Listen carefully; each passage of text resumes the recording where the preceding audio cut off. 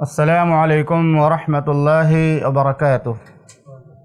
الحمد للہ رب العالمین والعاقبۃ للمتقین والصلاة والسلام علی اشرف الانبیاء والمرسلین نبینا محمد وعلی آلہ وصحبہ اجمعین، اما بعد۔ معزز و محترم سامعین کرام، دینی اور اسلامی بھائیوں، ماہ رمضان میں بہت سارے لوگوں کو بہت سارے مسائل سے سابقہ پڑتا ہے، اور کچھ ایسے مسائل ہیں جنہیں پوچھتے ہوئے لوگ شرم محسوس کرتے ہیں، جبکہ قرآن و سنت کی تعلیم حاصل کرنا ہر مسلمان پر ضروری ہے۔ تو آج کے درس میں انشاءاللہ ماہ رمضان کی راتوں سے متعلق 3 اہم مسائل پیش کیے جائیں گے۔ پہلا سوال یہ ہے کہ کیا رمضان کی راتوں میں بیویوں سے ملاقات کرنا جائز ہے؟ بہت سارے لوگ اس مسئلے میں افراط و تفریط کے شکار ہیں۔ کچھ لوگ دن میں بھی بیوی سے ملاقات کرنے کو حلال سمجھتے ہیں، ان کو پتہ ہی نہیں ہے کہ ہم روزہ رکھ رہے ہیں تو روزے کی حالت میں بیوی سے تعلق قائم کرنا حرام ہے۔ اور کچھ لوگوں کو اتنا تقویٰ ہوتا ہے یا علم نہ ہونے کی وجہ سے وہ اتنا زیادہ احتیاط کرتے ہیں کہ پورا رمضان کا مہینہ وہ سمجھتے ہیں کہ بیویوں کے پاس جانا ملاقات کرنا حرام ہے۔ اس لیے اس مسئلے کو سمجھنا ضروری ہے۔ دیکھیے، رمضان کی تمام راتوں میں غروب آفتاب سے لے کر سحری کا وقت ختم ہونے تک، یعنی روزہ افطار کا وقت شروع ہو جائے اس کے بعد سے لے کر سحری کا وقت ختم ہونے تک بیویوں سے ملاقات کرنا جائز ہے، سوائے اعتکاف کی حالت میں۔ اگر کوئی معتکف ہے، اعتکاف کی حالت میں ہے، تو اس حالت میں اللہ رب العالمین نے بیویوں سے خصوصی ملاقات سے منع کیا۔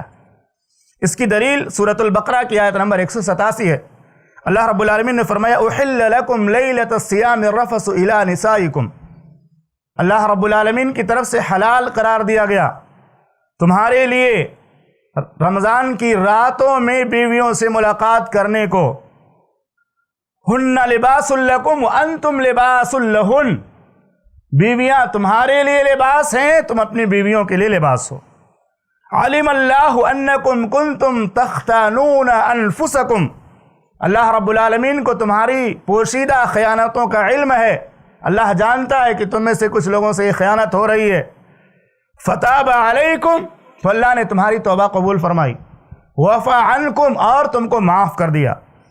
فالآن باشروہن، اور اپنی بیویوں سے تعلقات قائم کرو اور اس چیز کو تلاش کرو جو اللہ نے تمہاری نصیب میں لکھا، یعنی اولاد تلاش کرو۔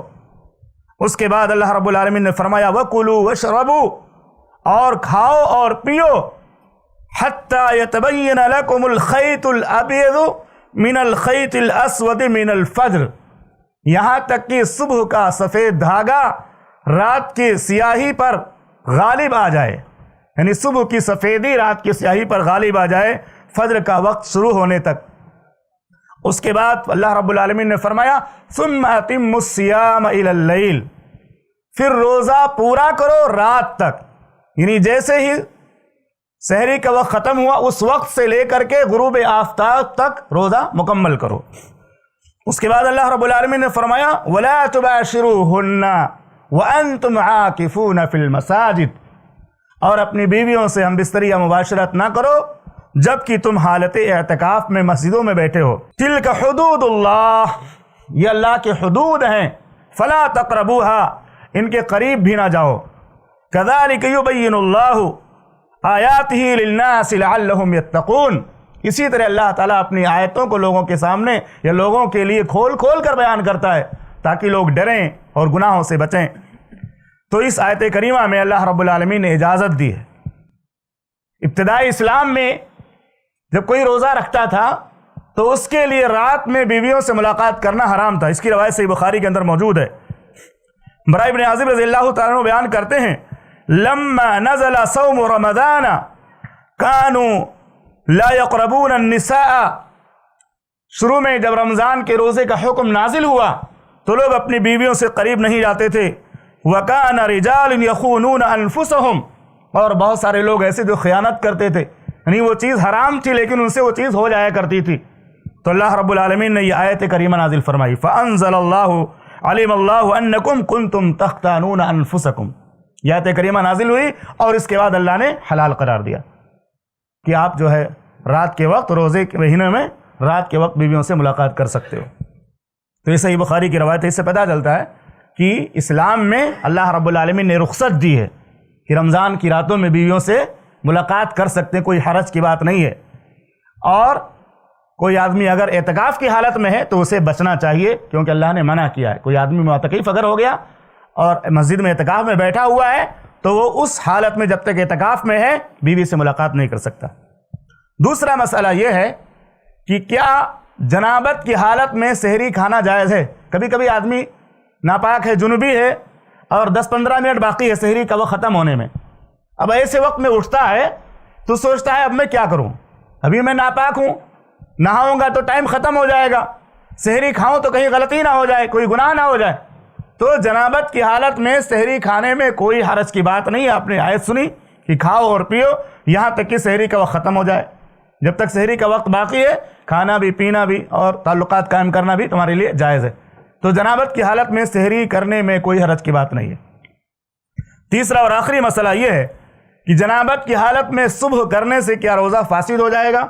جیسے رات میں کسی نے ملاقات کیا بیوی سے اور اس کے بعد وہ سو گیا اور سو کر اٹھا اس وقت جب اذان فجر ہو رہی ہے، فجر کی اذان ہو رہی ہے یا سحری کا وقت ختم ہو گیا، تو اب کیا وہ شخص اس روزے کو مکمل کرے گا یا اس کا روزہ فاسد ہو گیا؟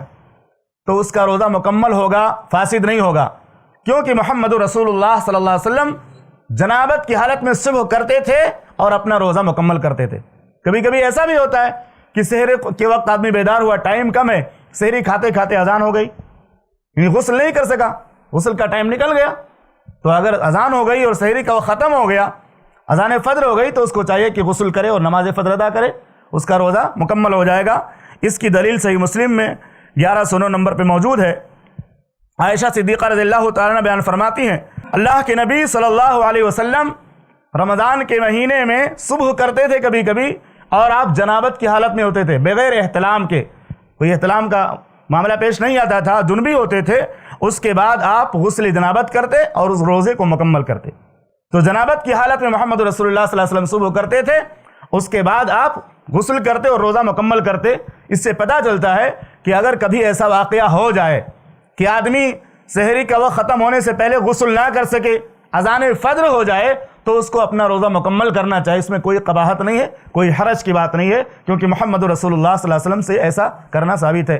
اللہ تعالیٰ سے دعا ہے کہ رب العالمین ہمیں دین کے تمام مسائل کو سیکھنے اور محمد رسول اللہ صلی اللہ علیہ وسلم کے طریقے کے مطابق زندگی گزارنے کی توفیق عطا فرما۔ السلام علیکم ورحمۃ اللہ وبرکاتہ۔ ایسے ہی فائدے مند اسلامک ویڈیوز دیکھنے اور منہج سلف پر کتاب و سنت کی تعلیمات کو عام کرنے میں ہمارا تعاون کریں، تاکہ آپ کے لیے ذریعہ نجات، جنت کے حصول کا سبب، ساتھ ہی مال میں برکت و اضافے کا ذریعہ بھی بنے۔